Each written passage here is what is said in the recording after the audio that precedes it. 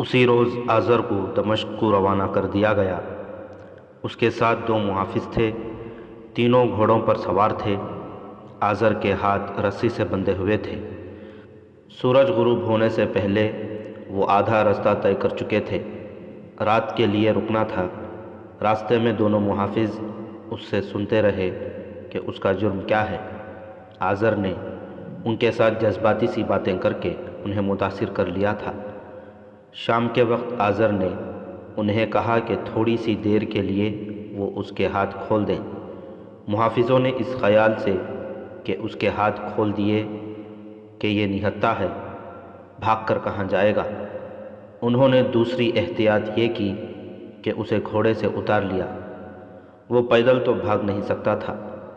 وہ بیٹھ گئے اور اس کے پاس کھانے کے لیے جو کچھ تھا کھانے لگے۔ آزر نے موقع دیکھ لیا اور اچانک اٹھ کر بہت ہی تیزی سے دوڑا۔ گھوڑے قریب ہی کھڑے تھے۔ آزر ایک ثانیے میں گھوڑے پر سوار ہو گیا۔ محافظ پہنچ تو گئے، لیکن آزر نے گھوڑے کو ایڑ لگا کر رخ ان کی طرف کر دیا۔ وہ دونوں ادھر ادھر ہو گئے اور اپنے گھوڑوں تک بروقت نہ پہنچ سکے۔ جتنی دیر میں وہ گھوڑوں پر سوار ہوئے، اتنی دیر میں آزر بہت سا فاصلہ حاصل کر چکا تھا۔ محافظوں نے گھوڑے بھگائے، لیکن اب تعاقب بے سود تھا۔ شام گہری ہونے لگی تھی، زمین اونچی نیچی تھی، کہیں کہیں ٹیلے اور چٹانیں بھی تھیں۔ محافظ دور تک گئے، مگر آزر غائب ہو چکا تھا۔ دوسرے دن دونوں محافظ سر جھکائے ہوئے، شکست خوردہ اور بری طرح تھکے ہوئے حسن بن عبداللہ کے پاس پہنچے۔ ایک نے کہا، ہمیں گرفتار کر لیں، قیدی بھاگ گیا ہے۔ انہوں نے یہ بھی بتا دیا کہ قیدی کے کہنے پر انہوں نے اس کے ہاتھ کھول دیے تھے۔ حسن بن عبداللہ نے انہیں حراست میں لے لیا، لیکن گھبراہٹ سے اس کا پسینہ نکل آیا، کیونکہ آزر معمولی قسم کا قیدی نہیں تھا۔ وہ سلطان ایوبی کا سارا پلان اپنے ساتھ لے گیا۔ فتح و شکست کا دار و مدار اس پلان پر تھا۔ حسن بن عبداللہ سلطان ایوبی کو بتانے سے ڈر رہا تھا کہ پکڑا ہوا جاسوس ہاتھ سے نکل گیا ہے اور اپنے سارے منصوبے بیکار ہو گئے ہیں۔ چھپانا بھی ٹھیک نہیں تھا۔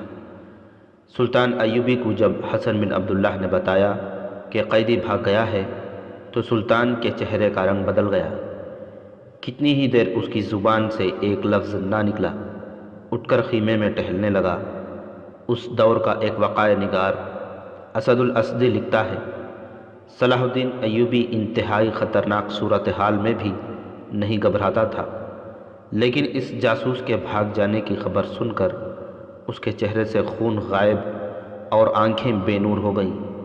خیمے میں ٹہلتے ٹہلتے وہ رک گیا اور آسمان کی طرف دیکھ کر بولا، خدائے ذوالجلال، کیا یہ اشارہ ہے کہ میں یہاں سے واپس چلا جاؤں؟ کیا تیری ذات باری نے میرے گناہ بخشے نہیں؟ میں نے کبھی ہتھیار نہیں ڈالے تھے، کبھی پسپا نہیں ہوا تھا۔ پھر اس کی آواز رندھیا گئی۔ اسے شاید غیب کا کوئی اشارہ مل جایا کرتا تھا، جو اس موقع پر بھی ملا۔ اس نے حسن بن عبداللہ سے کہا، ان دونوں سپاہیوں کو زیادہ سزا نہ دینا۔ سزا سے بچنے کے لیے وہ مفرور ہو سکتے تھے، لیکن وہ تمہارے پاس آ گئے۔ انہیں غلطی کی سزا ضرور دینا، نیک نیتی اور سچ بولنے کا صلہ بھی ضرور دینا۔ سالاروں کو بلاؤ۔ اس کے چہرے پر رونق اور آنکھوں میں چمک عود کر آئی۔ 3 سالار آ گئے۔ سلطان ایوبی نے ان سے کہا، وہ جاسوس بھاگ گیا ہے جس کے پاس دفاعی منصوبہ تھا۔ اس نے جو نقشے بنائے تھے وہ ہمارے پاس رہ گئے ہیں۔ اس نے اپنی آنکھوں سے بہت کچھ دیکھ لیا تھا اور اسے یہ بھی معلوم ہو گیا تھا کہ ہم دشمن کو کہاں لا کر لڑانا چاہتے ہیں۔ بھاگنے والے کے 2 ساتھی ابھی ہمارے پاس ہیں۔ حسن بن عبداللہ انہیں ابھی یہیں رکھنا چاہتا تھا۔ اب ہمارے لیے صورت یہ پیدا ہو گئی ہے کہ ہم نے دشمن کے لیے جو پھندا تیار کیا تھا وہ بیکار ہو گیا ہے۔ وہ اب قرون کے اندر نہیں آئے گا۔ ہو سکتا ہے وہ ہمیں محاصرے میں لے لے اور ہماری رسد کا راستہ روک لے۔ مجھے مشورہ دو کہ ہم اپنا منصوبہ بدل لیں یا اسی پر قائم رہیں۔ تینوں سالاروں نے اپنے اپنے مشورے دیے جو ایک دوسرے سے مختلف تھے۔ صرف اس بات پر تینوں متفق تھے کہ پلان بدل دیا جائے۔ سلطان ایوبی نے اتفاق نہ کیا اور کہا کہ پلان بدلنے کے لیے وقت چاہیے۔ خطرہ یہ ہے کہ اس دوران دشمن نے حملہ کر دیا تو ہمارے لیے مشکل پیدا ہو جائے گی۔ کھلی جنگ لڑنے کے لیے فوج کم تھی، لہٰذا یہ فیصلہ ہوا کہ پلان میں کوئی تبدیلی نہ کی جائے۔ اس کے بجائے چھاپہ ماروں کو حکم دیا گیا کہ وہ وسیع پیمانے پر شب خون ماریں اور وہ دشمن کی مشترکہ کمان کے مرکز اور تینوں فوجوں کے مرکزوں پر زیادہ شب خون ماریں۔ رسد کے راستے کو اور زیادہ محفوظ کر لیا جائے۔ اس نے چھاپہ ماروں کے سالار سے کہا کہ وہ اپنے اس دستے کو لے آئے جسے مٹکے توڑنے کا کام سونپا گیا ہے۔ سالار نئے احکام لے کر چلے گئے۔ سلطان ایوبی نے یہ احکام خود اعتمادی سے دیے تھے، لیکن وہ بہت پریشان تھا۔ اسے پورا یقین تھا کہ بھاگنے والے جاسوس نے اس کا سارا پلان تباہ کر دیا ہے اور اب معلوم نہیں کیا ہوگا۔ کچھ دیر بعد 12 چھاپہ ماروں کا ایک جیش اس کے سامنے لایا گیا۔ صلیبیوں نے حلب والوں کو آتش گیر مادے کے جو مٹکے بھیجے تھے وہ میدان جنگ میں لائے گئے تھے۔ سلطان ایوبی کے جاسوسوں نے یہ ذخیرہ دیکھ لیا تھا۔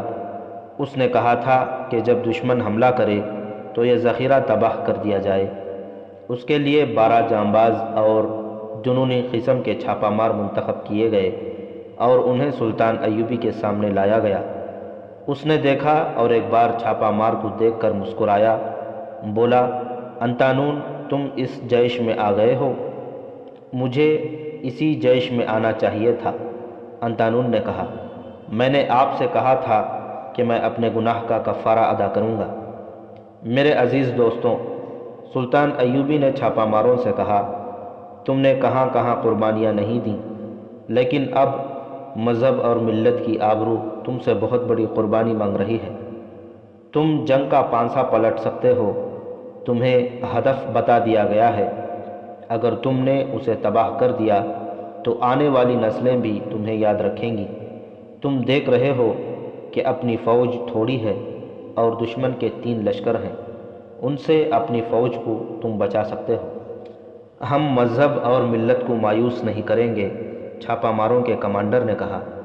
انہیں چند اور ہدایات دے کر رخصت کر دیا گیا۔ اگلی صبح ایک سوار سرپٹ گھوڑا دوڑاتا آیا۔ سلطان ایوبی ابھی اپنے خیمے میں تھا۔ سوار نے اطلاع دی کہ دشمن آ رہا ہے، فاصلہ 1 میل رہ گیا ہے، رخ قرون کی طرف تھا۔ اتنے میں ایک اور سوار آ گیا۔ اس نے اطلاع دی کہ دائیں طرف سے بھی دشمن کی فوج آ رہی ہے۔ اس فوج کے رخ سے سلطان ایوبی نے اندازہ لگایا کہ دائیں پہلو پر آ رہی ہے۔ اس پہلو کے متعلق سلطان ایوبی کو پریشانی تھی۔ وہ اب اور زیادہ پریشان ہو گیا۔ اس کے اعصاب پر آزر جاسوس سوار تھا جو نہایت قیمتی راز لے کر چلا گیا تھا۔ اس نے اندازہ لگایا کہ یہ جاسوس گزشتہ رات پہنچا ہوگا اور اس کی معلومات پر دشمن نے حملہ کر دیا ہے۔ سلطان ایوبی نے تیاری کا حکم دے دیا۔ اس کے قاصد ادھر ادھر دوڑ پڑے، قرون کے درمیان خیمے لگے رہے، سپاہی خیموں میں رہے یا ادھر ادھر گھومتے پھرتے رہے تاکہ دشمن یہ سمجھے کہ وہ تیار نہیں۔ چٹانوں پر تیر انداز تیار ہو گئے۔ دشمن کی رفتار تیز تھی۔ اس کے ہراول نے دیکھا کہ خیمے ابھی تک کھڑے ہیں تو ہراول نے اس خیال سے کہ انہوں نے سلطان ایوبی کی فوج کو بے خبری میں آ لیا ہے، پیچھے خبر دے دی کہ رفتار تیز کر دو۔ سلطان ایوبی ایک بلند چٹان پر چلا گیا جہاں سے سارا منظر اور دائیں طرف کا میدان بھی نظر آ رہا تھا۔ یہ دیکھ کر وہ حیران رہ گیا کہ گمشتگین کی فوج سیدھی قرون کی طرف آ رہی ہے۔ سلطان ایوبی کے سپاہیوں نے ہدایات کے مطابق اپنے گھوڑوں پر زینیں اس وقت ڈالی جب دشمن بالکل قریب آ گیا تھا۔ پیادوں نے آگے بڑھ کر چند ایک تیر چلائے۔ ادھر سے للکار سنائی دینے لگی، کچل دو، کسی کو زندہ نہ چھوڑو، صلاح الدین ایوبی کو زندہ پکڑو، سر کاٹ لو۔ سلطان ایوبی کے سوار آگے بڑھے مگر پیچھے کو آ گئے۔ پیادوں اور سواروں نے حملے کی اگلی صف کا مقابلہ کیا اور لڑتے لڑتے پیچھے ہٹتے آئے، حتیٰ کہ تمام حملہ آور دستے قرون کے اندر اسی پھندے میں آ گئے۔ جہاں انہیں سلطان ایوبی لانا چاہتا تھا۔ چٹانوں میں گھرا ہوا یہ میدان 1.5 میل کے لگ بھگ وسیع اور عریض تھا۔ جو ہی دشمن اندر آیا، دونوں طرف کی چٹانوں سے اس پر تیروں کا مہ برسنے لگا۔ دشمن کے گھوڑے تیر کھا کر بدکتے، منہ زور ہوتے اور اپنے ہی پیادوں کو کچلتے پھرتے تھے۔ دشمن کے کمانڈر سمجھ نہ سکے کہ یہاں خیموں میں جو فوج تھی وہ کہاں غائب ہو گئی ہے۔ انہیں معلوم نہیں تھا کہ آگے چٹانوں میں ایک کٹاؤ ہے جو ایک وادی سے چلا جاتا ہے اور سلطان ایوبی کی فوج اس میں لاپتہ ہوتی جا رہی ہے۔ میدان میں خیمے کھڑے تھے جن کی رسیاں رکاوٹ پیدا کر رہی تھیں۔ تھوڑی دیر بعد فتیلے والے آتشیں تیر آنے لگے جو خیموں پر چلائے جا رہے تھے۔ انہوں نے خیموں کو آگ لگا دی اور میدان جنگ سے شعلے اٹھنے لگے۔ دشمن کے کمانڈروں کے لیے بڑی مشکل پیدا ہو گئی۔ ان کی جمعیت بکھر گئی تھی، دستے گڑمڑ ہو گئے تھے۔ گھوڑوں کو ہنہنانے کا، زخمیوں کی چیخ و پکار کا اور کمانڈروں کے واویلے اور للکار کا اتنا زیادہ شور تھا کہ آوازوں کو الگ الگ کر کے سمجھنا ناممکن تھا۔ کم و بیش 2 گھنٹے دشمن کے سپاہی افراتفری کی کیفیت میں اور ان کے کمانڈر انہیں سنبھالنے کی کوشش میں سلطان ایوبی کے تیر اندازوں سے زخمی ہلاک ہوتے رہے۔ وہ بھی آخر مسلمان سپاہی تھے، عسکری جذبہ انہیں پسپا نہیں ہونے دے رہا تھا۔ ان میں سے کئی ایک ان چٹانوں پر چڑھنے لگے جہاں سے تیر آ رہے تھے۔ یہ ان کی دلیری کا مظاہرہ تھا، لیکن اوپر سے آئے ہوئے تیر انہیں پتھروں کی طرح لڑکا رہے تھے۔ بہت ہی مشکل سے دشمن کے دستوں کو پیچھے ہٹنے کا حکم دیا گیا۔ انہیں پیچھے ہی ہٹنا تھا، مگر پیچھے ہٹے تو انہیں پتہ چلا کہ عقب میں سلطان ایوبی کی فوج کھڑی ہے۔ اعلان ہونے لگا، ہتھیار ڈال دو، تم ہمارے بھائی ہو، ہم تمہیں ہلاک نہیں کریں گے۔ ان اعلانات کے ساتھ ساتھ گھوڑے بڑھتے اور پھیلتے آ رہے تھے۔ گمشتگین کے گھرے ہوئے سپاہیوں میں اب لڑنے کا دم خم نہیں رہا تھا۔ ان میں سے آدھے مارے گئے یا زخمی ہو گئے تھے۔ جو زندہ تھے ان پر دہشت طاری ہو گئی تھی۔ وہ کچھ اور توقع لے کر آئے تھے۔ انہیں بتایا گیا تھا کہ یہ بڑی سہل فتح ہوگی، مگر ان کے لیے میدان جنگ جہنم بن گیا۔ انہوں نے ہتھیار پھینکنے شروع کر دیے۔ سلطان ایوبی کی یہ چال تو کامیاب رہی، لیکن دوسری طرف دشمن نے اس کے لیے مشکل پیدا کر دی۔ یہ دائیں پہلو کا وہی میدان تھا جس کے متعلق اسے شروع سے ہی فکر تھا۔ اس طرف سے صحرائی آندھی کی طرح دشمن کی فوج آ رہی تھی۔ اس کے مقابلے میں سلطان ایوبی کے مختصر سے 2 دستے تھے۔ حملہ آوروں کے جھنڈے نظر آنے لگے۔ یہ حلب کی فوج تھی۔ سلطان ایوبی نے حلب کا محاصرہ کر کے اس فوج کے جوہر دیکھے تھے۔ اسے معلوم تھا کہ یہ فوج گمشتگین اور سیف الدین کی فوج سے مختلف ہے۔ فنی مہارت اور شجاعت کے لحاظ سے یہ فوج یقیناً برتر تھی۔ سلطان ایوبی نے اپنے آپ کو کبھی خوش فہمیوں میں مبتلا نہیں کیا تھا۔ وہ فوراً جان گیا کہ اس کے یہ دستے اس فوج کو روک نہیں سکیں گے۔ وہ اپنے ریزرو کو ابھی استعمال نہیں کرنا چاہتا تھا۔ اس نے دماغ کو حاضر رکھا۔ اپنے پاس کھڑے سالاروں کو اس نے کوئی ہدایات دے کر بھیج دیا۔ اس نے ریزرو ٹروپس کے علاوہ منتخب سواروں کا ایک دستہ اپنے پاس رکھا ہوا تھا۔ اس طرف والی چٹان پر جو تیر انداز تھے ان کے کمانڈر کو حکم بھیجا کہ قرون سے ہٹ کر منہ پیچھے کر لیں اور اسی پوزیشن سے نئے حملہ آوروں کو نشانہ بنائیں۔ اس نے اپنے منتخب سواروں کے کمانڈر کو حکم دیا کہ دستہ میدان میں لاؤ، میں خود کمان کروں گا۔ نہایت تھوڑے وقت میں وہ چٹان سے اترا۔ اس کا دستہ تیار تھا، وہ بھی میدان میں آ گیا۔ سلطان ایوبی میدان جنگ میں اپنا جھنڈا نہیں لہرایا کرتا تھا تاکہ دشمن کو پتہ نہ چل سکے کہ وہ کہاں ہے، لیکن اس موقع پر اس نے بلند آواز سے کہا، میرا جھنڈا اونچا رکھو۔ قاضی بہاؤالدین شداد اپنی یادداشتوں میں لکھتا ہے، اس معرکے میں اپنا جھنڈا چڑھا کر صلاح الدین ایوبی اپنے دستوں کو بتانا چاہتا تھا کہ ان کی کمان اور قیادت سلطان خود کر رہا ہے اور وہ حلب کے حملہ آوروں کو بھی بتانا چاہتا تھا کہ ان کا مقابلہ صلاح الدین کے ساتھ ہے۔ صلاح الدین ایوبی نے اشارے اور الفاظ مقرر کر رکھے تھے۔ اس نے نہایت تیزی سے سواروں کو اس ترتیب میں کر لیا کہ 2 گھوڑے آگے، 4 پیچھے، ان کے پیچھے 6، ان کے پیچھے 8 اور باقی تمام 8 کی ترتیب میں رہے۔ لیکن اس نے ترتیب کہیں کھڑے ہو کر نہیں بنائی، بلکہ 3-4 صفوں میں دوڑتے گھوڑ سواروں کو اس ترتیب میں ہونے کا حکم دیا۔ سامنے سے دشمن صف در صف پھیلا ہوا آ رہا تھا۔ قریب جا کر سلطان ایوبی کے سوار اس ترتیب میں ہو گئے۔ تصادم اس طرح ہوا کہ یہ گھڑ سوار ایک کیل کی طرح دشمن کے لشکر میں داخل ہو گئے۔ سلطان ایوبی اس ترتیب کے درمیان میں تھا۔ دشمن کے گھوڑ سوار دائیں بائیں سے آگے نکل گئے۔ راستے میں جو آیا اسے برچھیوں سے مجروح کرتے گئے۔ دشمن کے سواروں کے پیچھے پیادہ دستے تھے۔ سلطان ایوبی نے دور آگے جا کر سواروں کو پیچھے موڑا اور فوراً صفوں کی ترتیب میں لا کر پوری رفتار سے پیادہ دستوں پر حملہ کیا۔ پیادوں نے مقابلہ تو بہت کیا، لیکن گھوڑے اور سوار انہیں رونتے اور کاٹتے آگے نکل گئے۔ سلطان ایوبی کے پیادہ دستے سامنے تھے۔ انہوں نے دشمن کے سواروں کا مقابلہ کیا۔ عقب سے سلطان ایوبی نے ہلہ بول دیا۔ قریبی چٹانوں سے تیر اندازوں نے تیر برسانے شروع کر دیے، لیکن حلب کی فوج کا حوصلہ نہ ٹوٹا۔ سلطان ایوبی نے اپنی کمان نہ بکھرنے دی۔ معرکہ بڑا ہی خون ریز تھا اور بڑا ہی شدید۔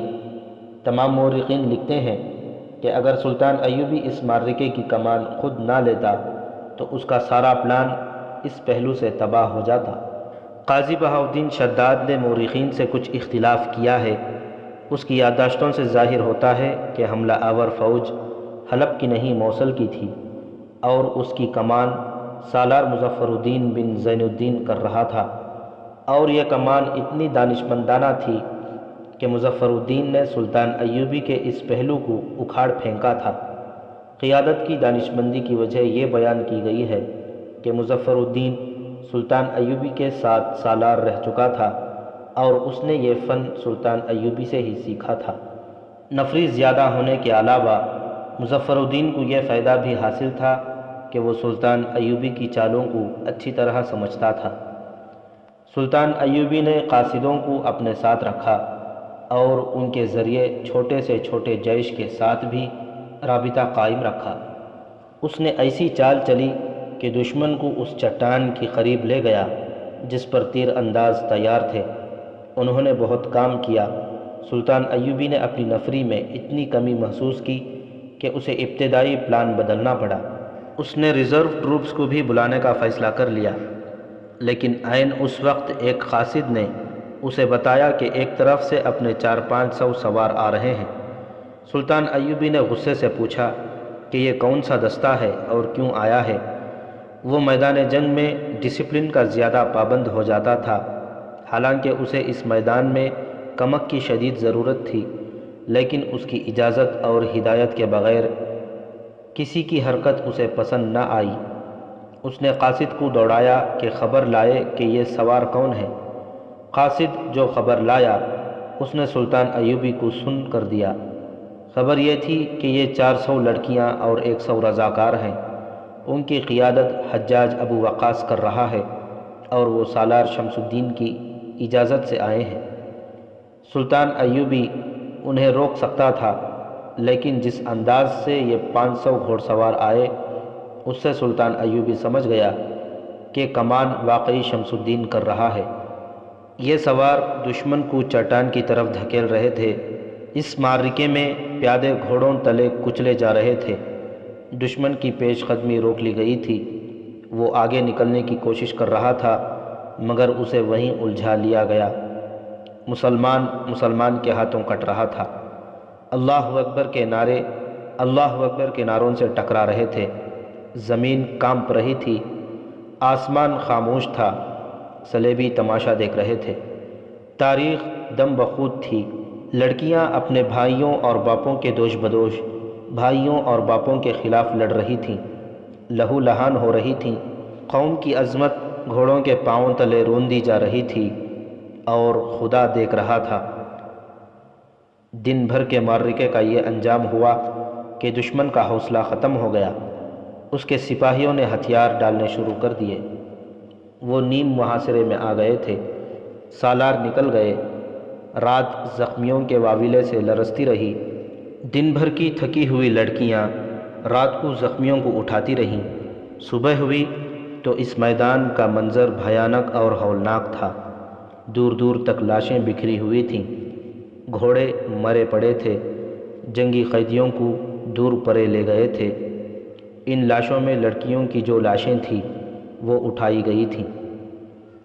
بادشاہی کا نشہ انسان کو اس سطح پر بھی لے آتا ہے کہ جہاں ایک انسان اپنی قوم کو دو دھڑوں میں کاٹ کر انہیں آپس میں لڑا دیتا ہے۔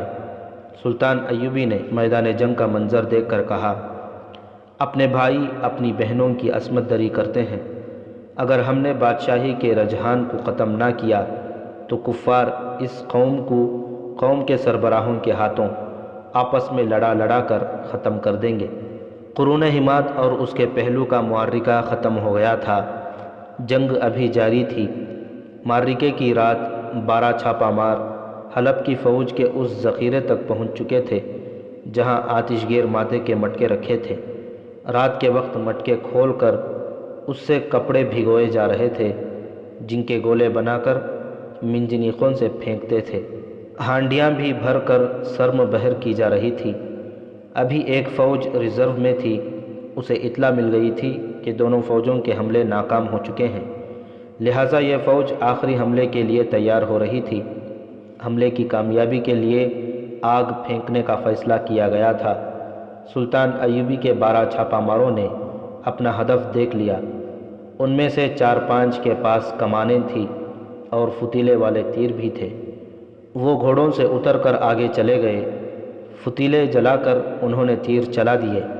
یک لخت شعلے بلند ہوئے اور وہاں ہڑبونگ بپا ہو گئی۔ چھاپہ ماروں کو بتایا گیا تھا کہ مٹکے بے شمار ہیں۔ وہاں بھگدڑ مچی تو چھاپہ ماروں نے ہلہ بول دیا۔ شعلوں سے وہاں بہت روشنی ہو گئی تھی۔ چھاپہ ماروں کو محفوظ مٹکے بھی نظر آ گئے۔ انہوں نے اپنی برچھیوں کے ساتھ ہتھوڑیوں کی طرح لوہے کے ٹکڑے باندھ رکھے تھے۔ دوڑتے گھوڑوں سے انہوں نے مٹکے توڑنے شروع کر دیے۔ ان میں سے ایک نے آگ لگانے کا انتظام کر دیا۔ دشمن نے انہیں گھیرے میں لینے کی کوشش کی۔ یہ ایک خون ریز معرکہ تھا۔ 12 جانباز سینکڑوں کے نرغے میں لڑ رہے تھے۔ شعلے ہر طرف پھیل گئے، سارے کیمپ پر دہشت طاری ہو گئی۔ گھوڑے اور اونٹ رسیاں توڑا کر بھاگنے لگے۔ جہاں سلطان ایوبی کی فوج تھی وہاں ایک چٹان پر کھڑے کسی آدمی نے چلا کر کہا، آسمان جل رہا ہے، خدا کا قہر نازل ہو رہا ہے۔ سلطان ایوبی کو اطلاع ملی تو وہ دوڑتا ایک چٹان پر جا چڑھا۔ اسے دشمن کے کیمپ کی طرف آسمان لال سرخ ہوتا نظر آیا۔ اس کے منہ سے بے ساختہ نکلا، آفرین آفرین، اللہ تمہیں صلہ دے۔ موصل کی فوج فوری طور پر جوابی حملے کے قابل نہ رہی۔ سلطان ایوبی کے چھاپہ مار سرگرم رہے۔ انہوں نے 3 راتیں گمشتگین، سیف الدین اور الملک الصالح کے کیمپوں میں اتنی تباہی مچائی کہ ان کے مرکز بھی ہل گئے۔ آخر انہوں نے کسی اور طرف سے حملے کا فیصلہ کر کے کوچ کا حکم دیا۔ تب انہیں پتہ چلا کہ ان کے عقب میں سلطان ایوبی کی فوج آ چکی ہے۔ یہاں سلطان ایوبی نے اپنی مخصوص چالوں سے دشمن کو بے حال کر دیا۔ وہ مارتا بھی نہیں تھا، چھوڑتا بھی نہیں تھا۔ یہ جنگ ضرب لگاؤ اور بھاگو کے اصول پر لڑی جا رہی تھی۔ دشمن کی فوج بکھرتی جا رہی تھی اور اس کے سپاہی بکھر بکھر کر ہتھیار ڈالتے جا رہے تھے۔ یہی سلطان ایوبی کا مقصد تھا۔ 19 رمضان المبارک 570 ہجری 13 اپریل 1175 کی صبح سحری سے فارغ ہوتے ہی سلطان ایوبی نے اپنے پلان کی آخری کڑی پر عمل کیا، جس کی ہدایات وہ ایک روز پہلے جاری کر چکا تھا۔ اس نے کھلا حملہ کر دیا۔ کوئی قابل ذکر مزاحمت نہ ہوئی۔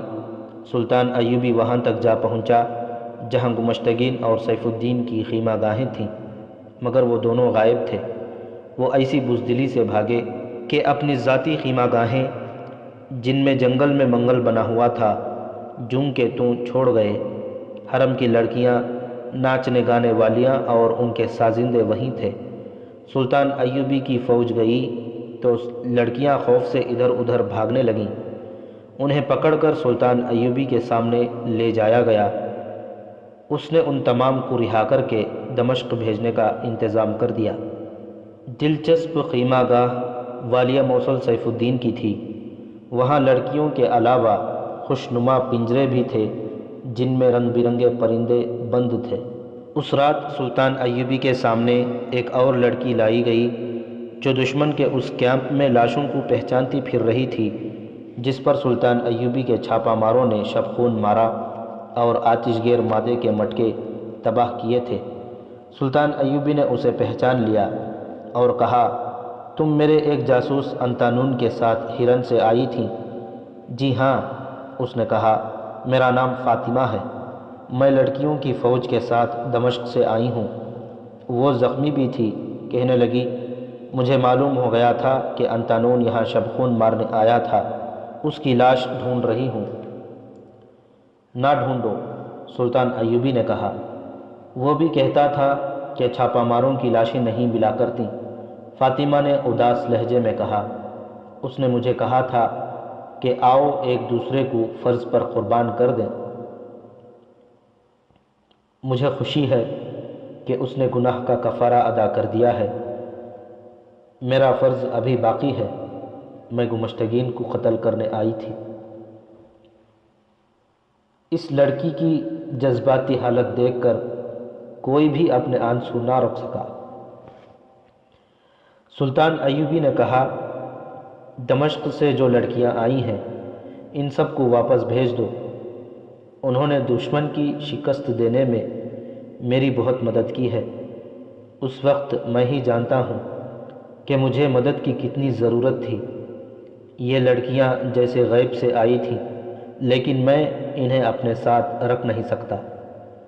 لڑکیوں کے احتجاج اور غصے کے باوجود انہیں دمشق بھیج دیا گیا۔ سلطان ایوبی اب کہیں رکنا نہیں چاہتا تھا۔ اس نے دشمن کو جو شکست فاش دی تھی اس سے وہ پورا فائدہ اٹھانا چاہتا تھا۔ اس نے حکم دے دیا کہ تمام فوج کو حلب کی سمت کوچ کے لیے تیار کیا جائے۔ اپنے سالاروں کو وہ اگلے پلان کے متعلق بتا رہا تھا۔ ایک گھوڑ سوار گھوڑا دوڑاتا آ رہا تھا، اس کے ہاتھ میں برچھی تھی اور برچھی میں کوئی چیز اڑسی ہوئی تھی۔ وہ قریب آیا تو سلطان ایوبی کے باڈی گارڈوں نے اسے روک لیا۔ سلطان ایوبی نے دیکھا کہ سوار نے کسی انسان کا سر برچھی سے اڑسا ہوا تھا۔ سلطان ایوبی نے اسے آگے آنے کی اجازت دے دی۔ وہ آذر بن عباس تھا، وہی جاسوس جو دمشق جاتے ہوئے محافظوں کی حراست سے بھاگ گیا تھا۔ اس نے گھوڑے سے اتر کر برچھی سے سر اتارا اور سلطان ایوبی کے قدموں میں پھینک کر کہا، میں آپ کا مفرور قیدی ہوں۔ میں نے کہا تھا کہ مجھے بخش دیں، میں گناہوں کا کفارہ ادا کر دوں گا۔ آپ نے میری عرض نہ مانی۔ میں نے راستے میں سوچا کہ مجھے جاسوس باپ نے بنایا اور میرے دل میں دولت کا لالچ پیدا کیا ہے۔ میں صرف اس کام کے لیے بھاگا تھا۔ میں حلب گیا، اپنے باپ کو قتل کیا اور اس کا سر کاٹ کر لے آیا ہوں۔ اگر اس سے میرے گناہوں کا کفارہ ادا نہیں ہوتا تو مجھے پھر قید کر لیں اور اسی طرح میرا سر کاٹ کر پھینک دیں۔ سلطان ایوبی نے اسے حسن بن عبداللہ کے حوالے کر دیا اور کہا، اسے اگر قابل اعتماد سمجھا جا سکتا ہے تو اس کے متعلق کوئی فیصلہ کیا جائے۔ اس نے میرے ایک سوال کا جواب دے دیا ہے۔ میں آج تک سوچتا رہا ہوں کہ دشمن کا جاسوس پوری طرح معلومات لے گیا تھا، پھر بھی دشمن میرے پھندے میں آ گیا۔ اب معلوم ہوا ہے کہ یہ خبر دینے نہیں بلکہ اپنے باپ کو قتل کرنے گیا تھا۔ اس سے اگلے دن سلطان ایوبی خیمے میں سویا ہوا تھا۔ باہر بہت سے آدمیوں کی باتوں سے اس کی آنکھ کھل گئی۔ باہر کوئی جھگڑا ہو رہا تھا۔ سلطان ایوبی نے دربان کو اندر بلا کر پوچھا کہ باہر کیا ہو رہا ہے۔ دربان نے بتایا کہ 9 آدمی آپ کے محافظ دستے کی وردیاں پہنے اور آپ کا جھنڈا اٹھائے آئے ہیں۔ کہتے ہیں کہ وہ دمشق سے آئے ہیں، یہ رضاکارانہ آپ کے محافظ دستے میں شامل ہونا چاہتے ہیں۔ انہیں روکا ہے تو کہتے ہیں کہ وہ اتنی دور سے عقیدت اور جذبے سے آئے ہیں اور آپ سے ملنا چاہتے ہیں۔ یہ شیخ سنان اور گمشتگین کے بھیجے ہوئے فدائی قاتل حشیشین تھے۔ ان کی چال کامیاب ہو گئی۔ سلطان ایوبی نے دربان سے کہہ دیا کہ انہیں اندر بھیج دو۔ ان سے برچھیاں باہر رکھوا لی گئیں۔ وہ خیمے میں گئے اور فوراً ہی انہوں نے خنجر اور تلواریں نکال لی۔ سلطان ایوبی کے 2 محافظ بھی تھے، ان کے ساتھ اندر آ گئے تھے۔ ایک فدائی نے سلطان ایوبی پر حملہ کیا۔ سلطان نے پھرتی سے حملہ روک لیا اور اپنی تلوار اٹھا لی۔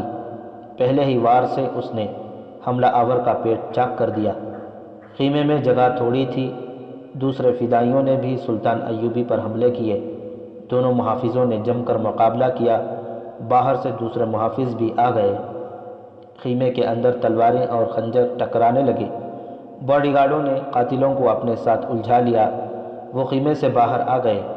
سلطان ایوبی کی لمبی تلوار نے کسی کو قریب نہ آنے دیا۔ فدائیوں میں سے 5-6 مارے گئے، باقی بھاگنے لگے۔ انہیں زندہ پکڑ لیا گیا۔ خیمے کے اندر سے ایک فدائی نکلا، اس کے کپڑے خون سے لال ہو گئے تھے۔ سلطان ایوبی کی ادھر پیٹھ تھی۔ زخمی فدائی نے پیچھے سے سلطان پر حملہ کیا۔ ایک باڈی گارڈ نے بروقت دیکھ لیا اور چلایا، سلطان نیچے، اور حملہ آور کی طرف دوڑا۔ سلطان ایوبی فوراً بیٹھ گیا۔ قاتل کی تلوار ہوا کو کاٹتی سلطان کے اوپر سے گزر گئی۔ باڈی گارڈ نے فدائی کے پہلو میں برچھی اتار دی۔ وہ تو پہلے ہی زخموں سے مر رہا تھا۔ وہ گرا اور مر گیا۔ سلطان ایوبی اس حملے سے بھی بال بال بچ گیا۔ بعض یورپی مورخوں نے لکھا ہے کہ سلطان ایوبی پر یہ قاتلانہ حملہ کرنے والے اس کے اپنے باڈی گارڈ تھے، جو ایک عرصے سے اس کے ساتھ تھے، لیکن اس دور کے واقعہ نگاروں کی تحریروں سے شکوک رفع ہو جاتے ہیں۔ بہاؤالدین شداد نے اور ایک مصری واقعہ نگار محمد فرید ابو حدید نے لکھا ہے کہ یہ شیخ سنان کے بھیجے ہوئے 9 فدائی تھے، جو حلف اٹھا کر آئے تھے کہ سلطان ایوبی کو قتل کریں گے ورنہ زندہ نہیں لوٹیں گے۔ وہ سلطان ایوبی کو تو قتل نہ کر سکے، البتہ ان میں سے زندہ کوئی بھی نہ لوٹا۔ جو زندہ رہے انہیں سزائے موت دے دی گئی۔